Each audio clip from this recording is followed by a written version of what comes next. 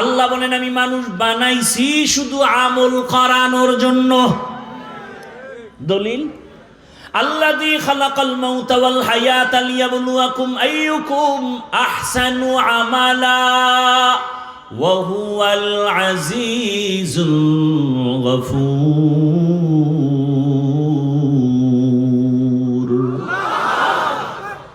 अमल से जिंदगी बनती है जन्नत भी जहन्नम भी, ये खाके अपनी फितरत में ना नूरी है ना नारी।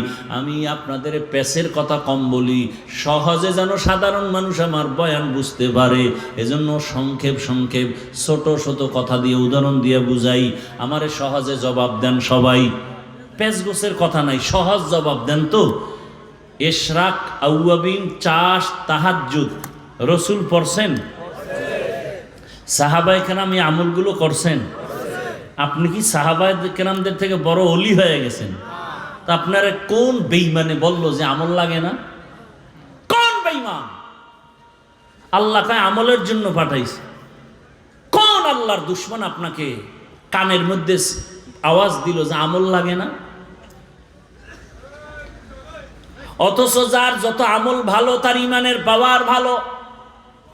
কিয়ামতের ময়দানে যখন জান্নাতীরা জান্নাতে যাবে, এই কি সমস্যা কি? এখানে ডিস্টার্ব, ওইখানে ডিস্টার্ব, এত ডিস্টার্ব হলে কি ওয়াজ হয়?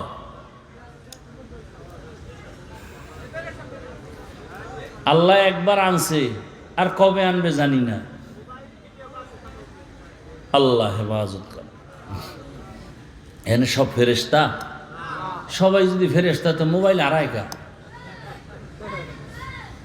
এই মোবাইলগুলো কারা নেয়?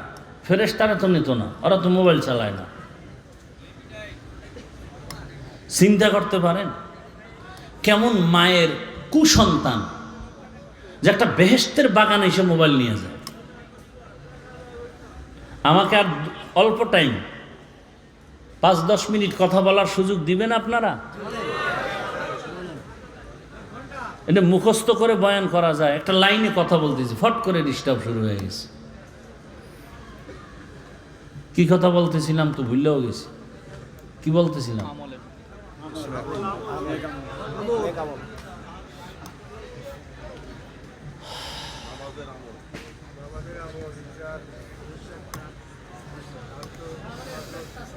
আল্লাহ পাক আমলের জন্য আমাদের পাঠাইলেন। সাহাবায়ে কেরাম ইশরাক, আউয়াবিন, চাষ, তাহাজ্জুদের আমল করেছেন। তাদের এত আমলের কি দরকার ছিল? জীবন চলে গেছে, জামাত ছাড়া নামাজ তারা আদায় করতেন না। এরে আল্লাহর বান্দারা, ঘরের মধ্যে খানা নাই, খুব খেয়াল করেন। বুঝছি আর বেশি ধৈর্য আপনাদের হবে না, আর আমারও ধৈর্য কম, আমি গুছাই নিয়ে আসতেছি, খেয়াল করেন। সাহাবীর ঘরে খানা নাই। রহমতের নবীর পিছনে নামাজ পড়তে গিয়া সাহাবায়ে কেরাম আযানের আগে মসজিদে হাজির। হঠাৎ করে নজর করে দেখা গেল একজন সাহাবী, সবাই সবার আযানের আগে আসে, নামাজের সালাম ফিরাইয়া বসে থাকে, রহমতের নবী বয়ান করবেন, শুনবেন। কিন্তু একজন সাহাবী ইকামতের সময় মসজিদে ঢুকেন, পেছনে দাঁড়ায়, সালামটা ফিরানো মাত্র সাহাবী দৌড়াইয়া আবার বের হয়ে চলে যায়। সাহাবায়ে কেরামের নজরে আসার পর রহমতের নবীর কাছে একটু জানাইলেন, নবী জবাব দেন নাই। কিছুদিন পরে আবার নবীকে বললেন, নবী আবারও কিছু জবাব দিলেন না। কিছুদিন পরে আবার সাহাবায়ে কেরাম যখন বললেন, রহমতের নবী এবার 3 বার শোনার পরে বলে, সাহাবী কোনো বিপদের মধ্যে আছে, চলেন আমরা সহ তার বাড়িতে যাই। ও পর্দার আড়ালের আম্মা জানেরা, ও বোনেরা, ও যুবক, কয়দিন আর বাহাদুরি করবা? তোমার আমার সামনে কত যুবকের লাশ, এই বয়সে কত যুবকের কবরে রাখছি, জানাজা দিছি। আগামীকাল হতে পারো তুমি হসপিটালের রোগী, হতে পারো তুমি কবরের বাসিন্দা। দেখো নাই মাত্র কয়েকদিন আগে বিদেশ থেকে টাকার অলংকার নিয়ে আসছে বাড়িতে বেড়াবার জন্য, এয়ারপোর্টে আগাইতে গেছে তার স্ত্রী সন্তান পরিবারের সবাই। এয়ারপোর্টে নাইমা গাড়িতে উঠছে, গাড়িতে রওয়ানা, কি আনন্দ, বহুদিন পরে সে সন্তান কাছে পাইছে, কোলে নিয়ে চুমো খায় বাবা। স্ত্রীর অন্তরে আনন্দ, স্বামী আমার জন্য অনেক কিছু নিয়ে আসছে। কিন্তু ভাগ্যের নির্মম পরিহাস, বাড়িতে যাইতে না যাইতে কাছাকাছি যাইয়া গাড়িটা রাস্তার পার্শ্বে পানির মধ্যে পড়ে গেছে। সন্তান স্ত্রী সব মরে গেল। ওই বিদেশি আমার যুবক বাবা স্বর্ণের অলংকার নিয়ে কাঁদে। মানুষ বিয়া কইরা মাইয়া ফোলা নিয়া খাইয়া না খাইয়া একসাথে থাকার আনন্দ আলাদা, কিন্তু আমি সেই আনন্দ পাই নাই। টাকার জন্য বিদেশ চলে গেলাম, আজকে বড় বুক ভরা আশা নিয়ে আসছি, স্ত্রীর কাছে যাব, সন্তানের নিয়ে আনন্দ।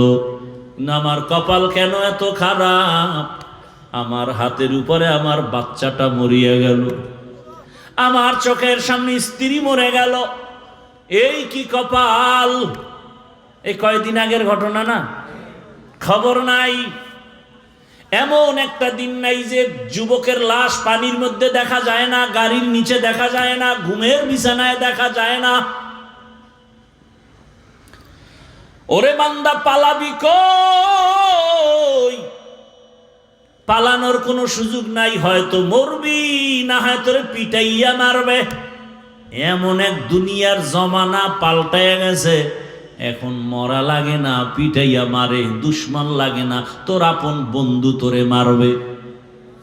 এখন তো সেই রাজনীতি চলে, বন্ধু বন্ধুকে মারে, সন্তানের মা মারে, মা বাবাকে সন্তান জবাই করে, স্ত্রীকে স্বামী মারে, স্বামীকে স্ত্রী মারে।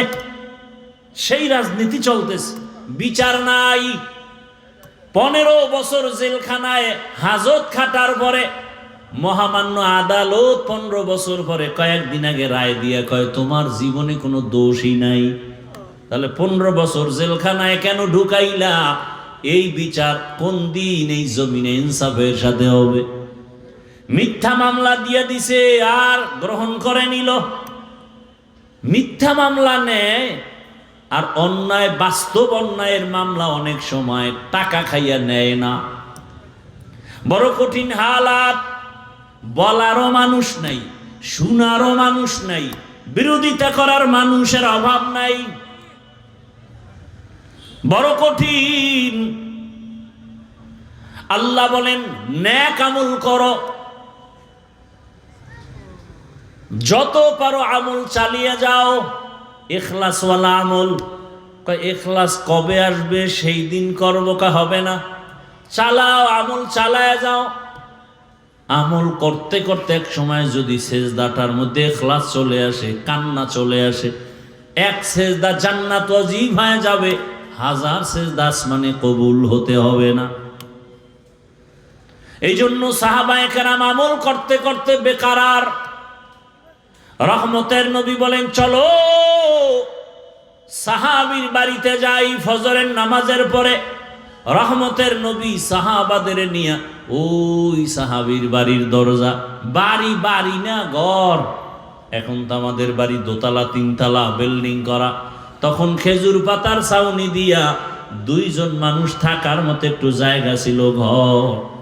রহমতের নবী ঘরের কিনারায় দাঁড়ালেন, আসসালামু আলাইকুম ইয়া আহলাল বাইত, এ ঘরওয়ালারা দরজা খোলো। রহমতের নবী সামনে হাজির, ভেতর থেকে কোনো আওয়াজ নাই। কিছুক্ষণ পর আবার ডাক দেয়া হলো, দরজা খোলো। রহমতের নবী দাঁড়ানো, খবর নাই। আবার কিছুক্ষণ পরে আওয়াজ, সালাম। ঘরওয়ালারা দরজা খুলো। এবার হঠাৎ করে ঘর থেকে শুধু কান্নার আওয়াজ আসতেছে। সাহাবী কান্না করেন, ইয়া রাসূলুল্লাহ, আমারে আপনি দয়া করে বেয়াদবি মাফ করবেন। আমি আপনার সামনে আসার মতো এমন কোনো কাপড় আমার পরনে নাই। রহমতের নবী শুনিয়া একটা চাদর দিয়া দিলেন, নাও। মোটামুটি চাদর আবৃত করিয়া রহমতের নবীর সামনে আইসা চোখের বাড়ি সারিয়া কয়, ইয়া রাসূলুল্লাহ, আমি বুঝছি আমার মনে হয় অভিযোগ হয়ে গেছে আপনার কাছে।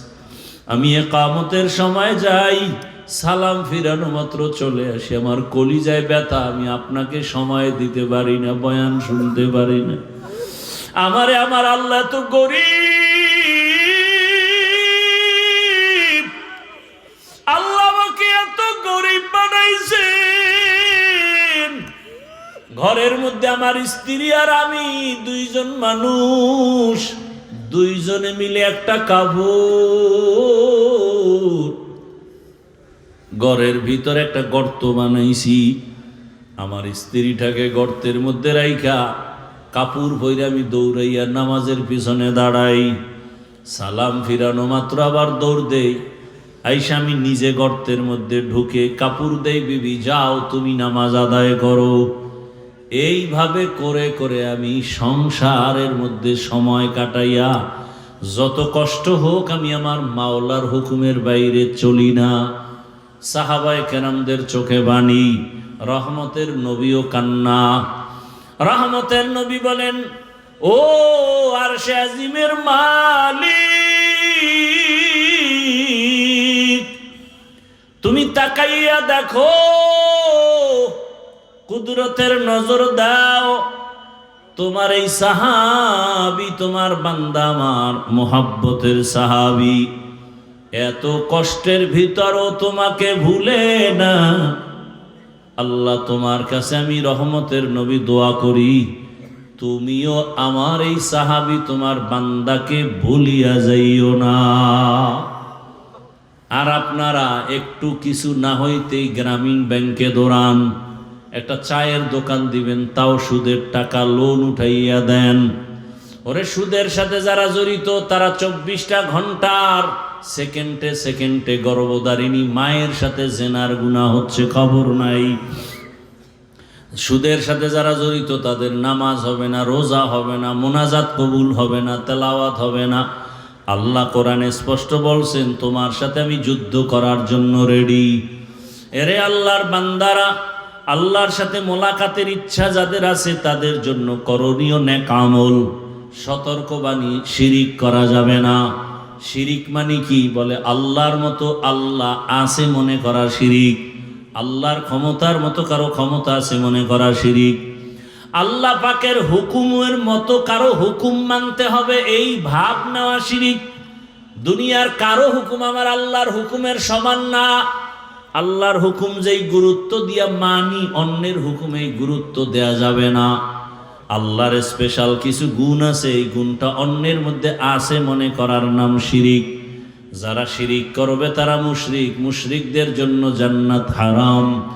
ওয়া মান ইউশরিক বিল্লাহ ফাকাদ হারামাল্লাহু আলাইহিল জান্নাহ, ইন্নাল্লাহা লা ইয়াগফিরু আন ইউশরাকা বিহি ওয়া ইয়াগফিরু মা দুনা যালিকা লিমান ইয়াশা, ওয়া মান ইউশরিক বিল্লাহ ফাকাদ দাল্লা দালালাম বাঈদা।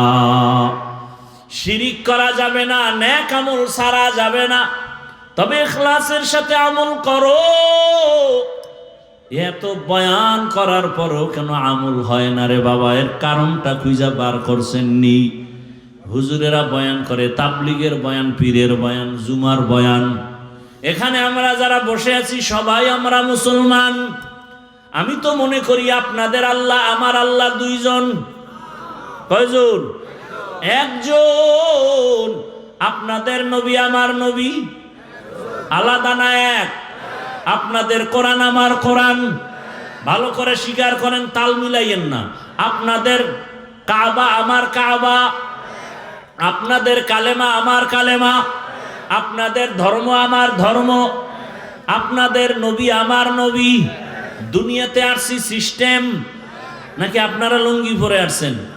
বিদায়বেলা কাফনের সংখ্যা আমার সম্মানে একটা কাফন বাড়ানো হবে, রিক্সা ড্রাইভার গরিব হওয়ার কারণে একটা কাফন কমানো হবে।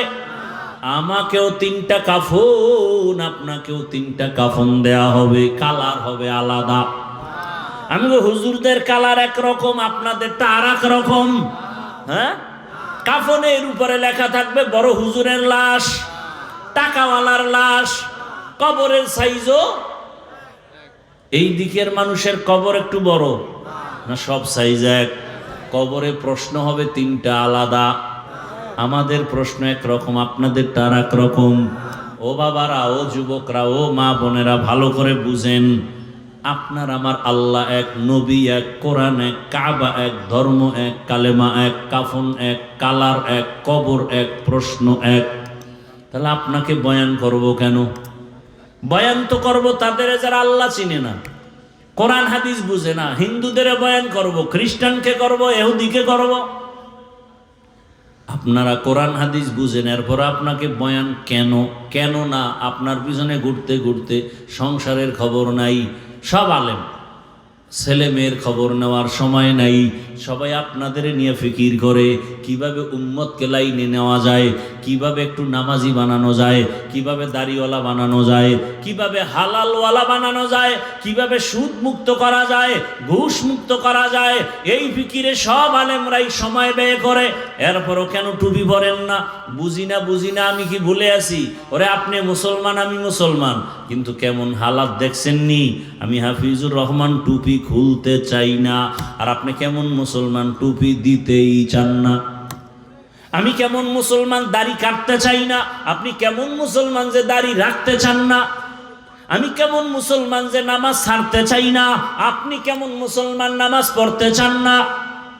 আমি কেমন মুসলমান পর্দা না করলে লজ্জা পাই, আপনি কেমন মুসলমান যে পর্দা করতে গেলে লজ্জা পান। বুঝি না কিছু, কই বয়ান যায়?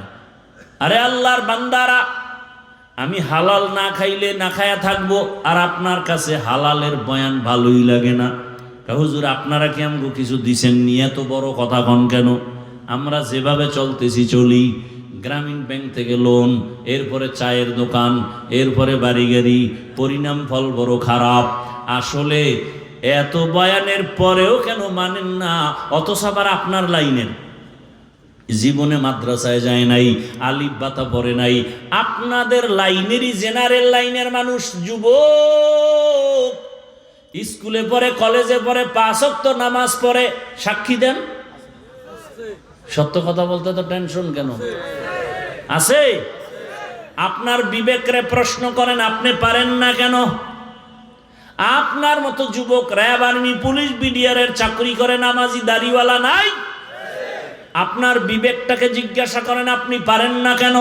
রাস্তায় গাড়ি চালা আপনার মতো যুবক নামাজ ছাড়ে না, নদীর মধ্যে মাছ ধরে নামাজ ছাড়ে না, ও জমিনে কৃষি কাজ করে নামাজ বাদ দেয় না, ব্যবসা করে নামাজ বাদ দেয় না, ডাক্তার, প্রফেসর, ইঞ্জিনিয়ার, ব্যবসায়ী 5 ওয়াক্ত নামাজ পড়ে।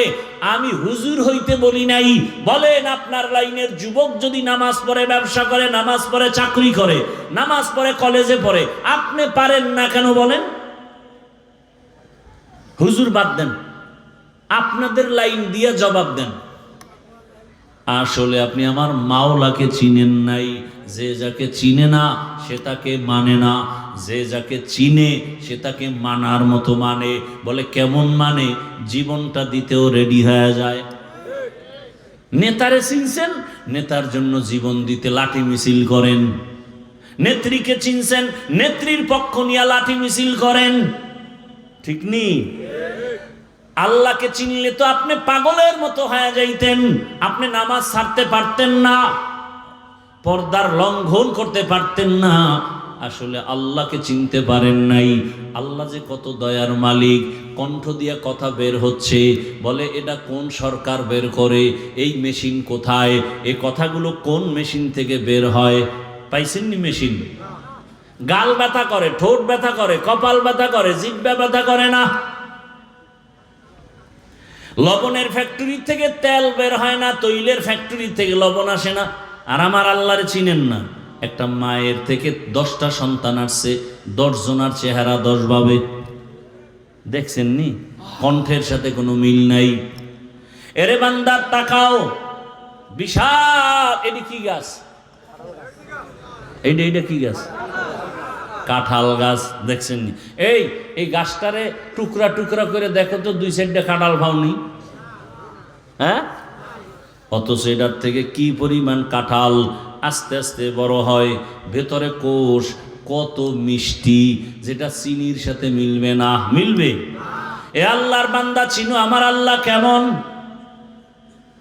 বিশাল বড় আসমান টানায় রাখছে, কোনো খুঁটি নাই। আমার আল্লাহকে চিনো রে বাবা, আমার আল্লাহকে চিনলে তো তুমি বিরুদ্ধে যাইতে পারো না। এখনো সময় আছে, আমার আল্লাহর মোহাব্বত অন্তরে জমা করো। ঘুমাইছো, ঘুম মানি মরা, দোয়াও তো করি মরার দোয়া, আল্লাহুম্মা বিসমিকা আমুতু, ও মাওলা তোমার নামে মইরা গেলাম। ওই ঘুম থেকে চোর আসছে ঘরে, কানের অলংকার টাইনা নিয়ে গেছে, কান ছিঁড়ে গেছে, রক্ত ভরে, টের পায় না। কেমন মরা মরে ঘুমের ভিতরে। আল্লাহ কয়, দেখ এই ঘুম থেকে সজাগ করে কে? আল্লাহ সজাগ করে।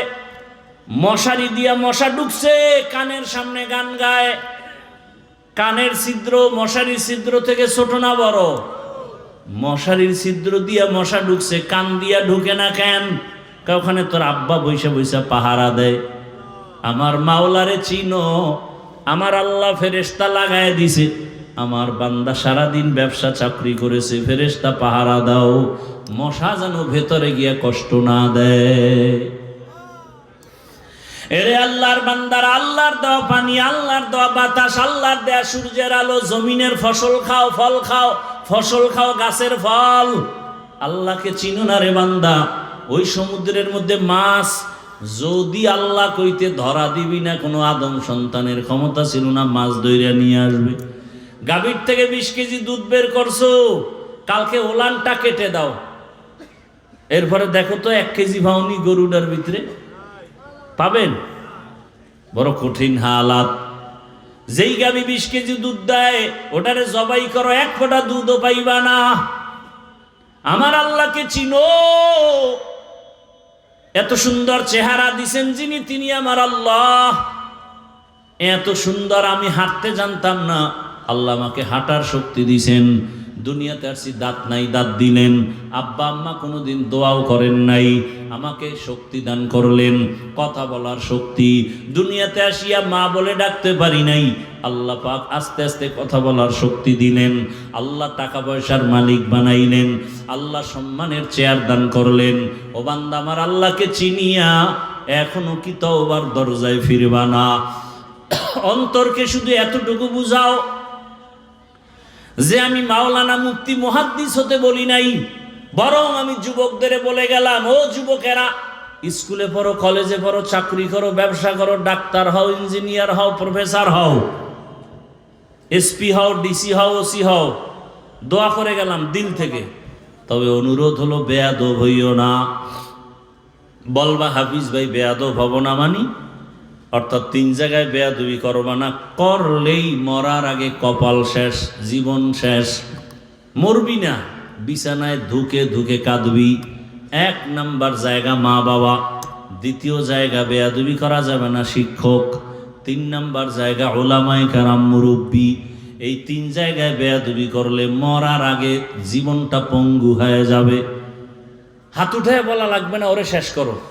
দিলের মধ্যে যদি কষ্ট আসে তোমার আচরণে, আর একটা নিঃশ্বাস যদি তোর মা বাবায় বলে, আহ, তোর কপাল নষ্ট হতে আর কিছু দরকার নাই। ডাক্তার হইয়া বেয়াদব হইও না, ইঞ্জিনিয়ার হও বেয়াদব হইও না, প্রফেসর হও বেয়াদব হইও না, ডাক্তার হও বেয়াদব হইও না।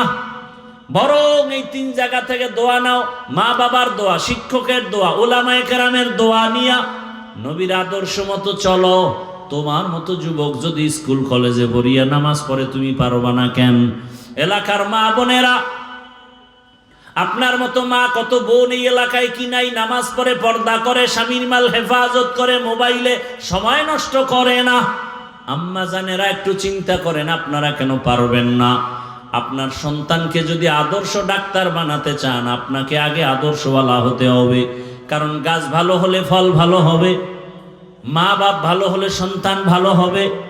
অতএব আম্মা জান, আপনার মতো কত মা যদি পর্দা করে এখনো নামাজ পড়ে, আপনি কেন পারবেন না? আপনার কপাল তো অনেক ভালো। আপনারা তো নবীদের স্ত্রীদের মতো এবং নবীদের মায়ের মতো, সাহাবায়ে কেরামদের মায়ের মতো। আপনাদের কত সম্মান আল্লাহ দান করেছেন। এখনো সময় আছে, তওবা করেন। জীবনে কোন দিন মরণ হবে জানা নাই, এক এক করে সবাই চলে যাইতেছে। আল্লাহর কাছে তওবা করেন। জীবনে বেপরদায় চলবেন না, নামাজ ছাড়বেন না, মোবাইলে সময় নষ্ট করবেন না। ও আমার যুবক বাবারা, আল্লাহর কাছে মনে মনে তওবা করো। জীবনে দাড়ি কম কাটো নাই, নামাজ কম ছাড়ো নাই, বেপরদায় কম চলো নাই, মদের আড্ডা, বিভিন্ন পার্কে পার্কে দৌড়াইলা। এখন থেকে তওবা করো। কয়দিন আর বাঁচবা? আগামীকাল ঘুমাবা, ঘুমের মধ্যে না জানি মরণের খবর হয়ে যায়। মা চিল্লায় বলবে আমার বাবাই মরে গেছে, সবাই তাড়াতাড়ি আসো। বন্ধু খবর পাইয়া নাম্বার ডিলেট, বন্ধু নাই নাম্বারও রেখে লাভ নাই, কবরের বাসিন্দা হয়ে যাবা। আল্লাহর কাছে অন্তরের বুঝায় তওবা করো। আল্লাহকে মনে মনে বলো, হে মালিক, জীবনে বহু অন্যায় করেছি, আর করব না, নামাজ ছাড়বো না, দাড়ি কাটবো না, বেপরদায় চলবো না। মা বাবার দোয়া নিয়া, শিক্ষকের দোয়া নিয়া, ওলামায়ে কেরামের পরামর্শ নিয়া নবীজির সুন্নাত অনুযায়ী চলবো। তওবা করার মতো যদি অন্তর তৈরি হয়, মুনাফিকি যদি অন্তরে না থাকে, খাঁটি তওবার নিয়ত যাদের আছে, ওমরের মতো মেজাজ নিয়ে যারা বসছো, খাঁটি তওবার নিয়তে দুটো হাত আল্লাহকে দেখায় দাও। আয় আল্লাহ, হাতগুলো কবুল করে নেন, তওবা কবুল করে নেন, তওবার উপরে মজবুত হইয়া চলার তৌফিক দান করেন, আমিন। আলহামদুলিল্লাহি রাব্বিল আলামিন, ওয়াসসালাতু ওয়াসসালামু আলা সাইয়্যিদিল আমবিয়া ওয়াল মুরসালিন ওয়া আলা আলিহি ওয়া আসহাবিহি আজমাইন। ইয়া আরহামার রাহিমিন, ইয়া আরহামার রাহিমিন, ইয়া আরহামার রাহিমিন। রব্বিরহামহুমা কামা রাব্বায়ানি সগীরা। আল্লাহুম্মা ইন্নাকা আফুউন কারীম তুহিব্বুল আফওয়া ফা'ফু আন্না। আল্লাহুম্মা ইন্না নাসআলুকা রিযাকা ওয়াল জান্নাহ ওয়া নাউযু বিকা মিন সাখাতিকা ওয়ান নার। اللهم إنا نعوذ بك من البرص والجنون والجذام وسيء الأسقام. اللهم إنا نسألك علما نافعا ورزقا واسعا وشفاء من كل داء. يا الله মাহফিল কবুল করে নেন, আয়োজনকারী সহযোগিতাকারীদের কবুল করে নেন, মাদ্রাসা কবুল করে নেন, ওলামায়ে কেরাম, ছাত্র ওস্তাদ, এলাকাবাসীকে কবুল করে নেন। মা বোনদের আবেদা পর্দানিশী বানায় দেন, সন্তানগুলো নেককার আদর্শবান বানায় দেন। পরীক্ষার্থী লেখাপড়া যারা করে কামিয়াবি দান করেন। আমার কলিজার প্রত্যেক যুবকের দিনের খাদেম বানায় দেন। মোবাইলের গুনাহ থেকে হেফাজত করেন। সারা দুনিয়াবাসীকে মাফ করে দেন। বাংলাদেশ শান্তির দেশ বানায় দেন। বিদেশের ঘরে আমার ভাই বোন যারা ব্যবসা চাকরি করে হেফাজত করেন। আয় আল্লাহ, বাংলাদেশ ইসলামের জন্য কবুল করে নেন। উলামায়ে কেরামদের এক বানায় দেন। বাতিলের মোকাবেলায় বিজয় দান করেন। নেফাকি ওয়ালাদের নেফাকি জাহের করে মুমিনের ঈমান আমল হেফাজতের ব্যবস্থা করে দেন। আমাদের জানমাল হাল পরিবার হেফাজত করেন। ব্যবসা চাকরি যারা করে কামাই রুজিতে হালাল ভাবে বরকত বাড়ায় দেন। আয় আল্লাহ তাআলা, নবীজির সুন্নাত ওয়ালা ইজ্জতের জীবন দান করেন। আয় আল্লাহ, রসুলের রওজা বাইতুল্লাহ জিয়ারতের জন্য কবুল করে নেন। আয় আল্লাহ, অভাবীদের অভাব দূর করে ঋণ আদায়ের ব্যবস্থা করে দেন। আয় আল্লাহ, নামাজ কাজা হওয়া থেকে হেফাজত করেন। আমরা যারা হাত তুলেছি জানি না এই ময়দানে কারা ইয়াতীম, জীবনে আর বাবার চেহারা দেখবে না, অনেকে মাকেও হারায় ফেলছেন। আয় আল্লাহ, মা বাবা যার দুনিয়ায় নাই সবাইকে জান্নাত দান করেন। যারা বেঁচে আছেন হায়াত বাড়ায় দেন। অসুস্থ যারা সুস্থ করে দেন। নবীজির রওজা বাইতুল্লাহ জিয়ারত করার ব্যবস্থা করে দেন। ইজ্জতের জিন্দেগি দান করেন। জাহেরি বাতিনি দুশ্মনের মোকাবেলায় বিজয় দান করেন। এলেম হিকমত আমলে বরকত বাড়ায় দেন।